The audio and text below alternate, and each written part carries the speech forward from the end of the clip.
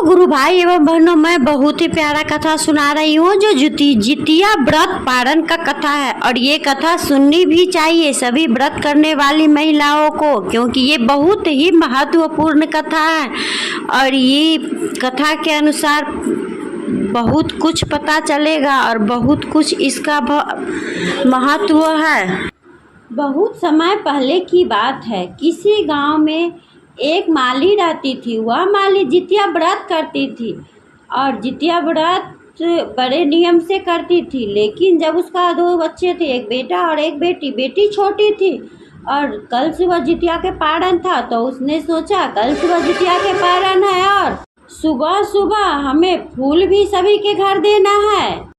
कैसे करूँगी? बच्चे को छोड़ के खाना बनाऊँगी, पारण है, या फूल पहुँचाऊँगी? कुछ कैसे अकेले कर पाऊँगी? बच्चा भी, बेटा भी छोटा था, इसलिए वह कुछ कर नहीं पाती थी। गोदी में भी बच्चा था, उसे भी छोड़कर नहीं कुछ कर पाती थी। तो वह सोची रात में ही खाना बनाकर रख देती हूँ और सुबह में उठकर सारे गांव में फूल पहुँचाकर उसके बाद नहा धोकर पूजा पाठ करके और पारण कर लूँगी। यह सोचकर वह माली ने खाना रात को ही बना ली।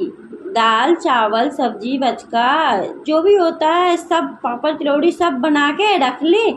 और जब सुबह हुआ तो सारे गांव में फूल देने चली गई और फूल देकर आई। उसके बाद पूजा पाठ की। पूजा पाठ करने के बाद वह खाना खाने बैठी और उसका बेटा जो था 7 साल का, वह खेलने चला गया था, बच्चों के साथ खेलने चला गया था। उसी दिन उस फुलवाड़ी में बहुत ही विशाल अजगर आ गया था। कहाँ से आ गया था? और अजगर उसी फुलवाड़ी में था। उसका बेटा वहीं खेलते खेलते चला गया और इधर जितिया के पारण करने के लिए माली बैठी खाना निकाल कर एक निवाला मुंह में डालती है, तो उधर इसके बेटे को अजगर ने थोड़ा अंश मुंह में रख लिया। दूसरा निवाला खाया, फिर उसको थोड़ा निगल लिया। तीसरा निवाला खाई माली, फिर इसको थोड़ा निगल लिया। इसी तरह करते करते जितना निवाला खाती थी बासी खाना का माली, उसी तरह अजगर ने उसके पुत्र को निगलते गया। जब माली ने पूरा खाना खत्म कर ली तो अजगर ने पूरा उसके बेटे को अपने पेट में रख लिया, निगल गया।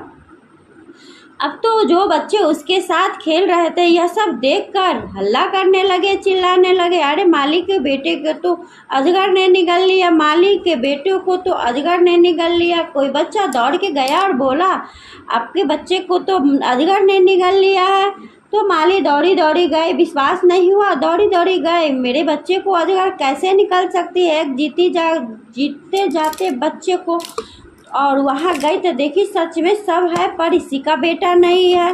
तो उसने अजगर से प्रार्थना की, आप कौन हो और मेरे बेटे को क्यों निगल गए? कौन सी गलती हुई? जितिया व्रत का पारण किया है हमने, कल जितिया की थी। अगर इस तरह से जितिया करने वाले स्त्री के पुत्रों के आप निगलते रहोगे तो कौन विश्वास करेगा जितिया व्रत पर? और कोई नहीं जितिया व्रत करेगा। यह सुनकर आकाशवाणी हुई, हे माली, तुमने तो जितिया व्रत में ताजी खाना खानी चाहिए, लेकिन तुमने रात में ही खाना बना ली और सुबह में बासी खाना खाई, इसलिए मैंने तुम्हारे पुत्र को निगल लिया। तो माली बोली, मुझे माफ़ कर दीजिए प्रभु, अब मैं ऐसी गलती नहीं करूँगी, अब जो भी है मेरे बेटों को वापस कर दीजिए। तो इस पर आकाशवाणी हुई, माली, जब तुम अगले साल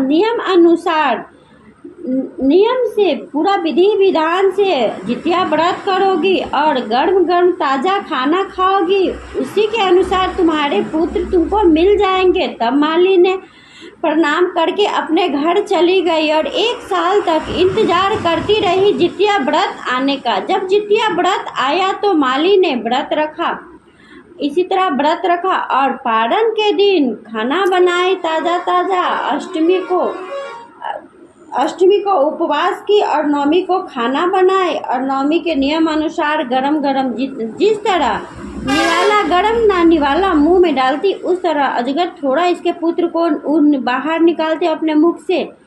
इसी तरह करते करते जितना निवाला रखती गरम उसका पुत्र बाहर आता। इसी तरह पूरा उसका पुत्र को अजगर ने बाहर निकाल दिया। तब फिर से हल्ला हो गया। माली के पुत्र को अजगर ने बाहर कर दिया। मालिक का पुत्र जीवित है, मालिक का पुत्र जीवित है। दौड़ के गई और मालिन अपने पुत्र को गले से लगा ली और सभी को यह बात बताई। सभी ने कहा कौन सी गलती हुई, तो सभी को यह बात बताई, हमने गलती की थी बासी खाना खाकर। पर बहनों आप लोग गलती मत करना, बासी खाना कभी भी नहीं खानी चाहिए, खासकर जितिया व्रत में। वैसे तो कोई भी व्रत हो बासी खाना नहीं खानी चाहिए क्योंकि भगवान रुष्ट हो जाते हैं। इसलिए हमने बासी खाना खाई थी, इसलिए मेरे पुत्र को अजगर ने निगल लिया। गुरु भाई बहन, तो ये कथा कैसी लगी? अगर अच्छी लगी हो तो मेरे चैनल को सब्सक्राइब करना ना भूले और लाइक करें। कमेंट में जय जित महान भगवान जरूर लिखें और इस वीडियो को ज़्यादा से ज़्यादा शेयर करें। इस तरह माली ने सारे गांव वालों को अपनी बीती कथा कहानी बताई, तो सारे गांव वाले ने मिलकर जितवाहन गोसाई से प्रार्थना की, पूजा किए और सारे गांव वाले भी नियम अनुसार पूजा पाठ करने लगे। और माली अपने पुत्र को लेकर घर चली आई और अपने बच्चों के साथ खुशी खुशी रहने लगी। तो प्रेम से बोलिए हर हर महादेव, जितिया भगवान की जय।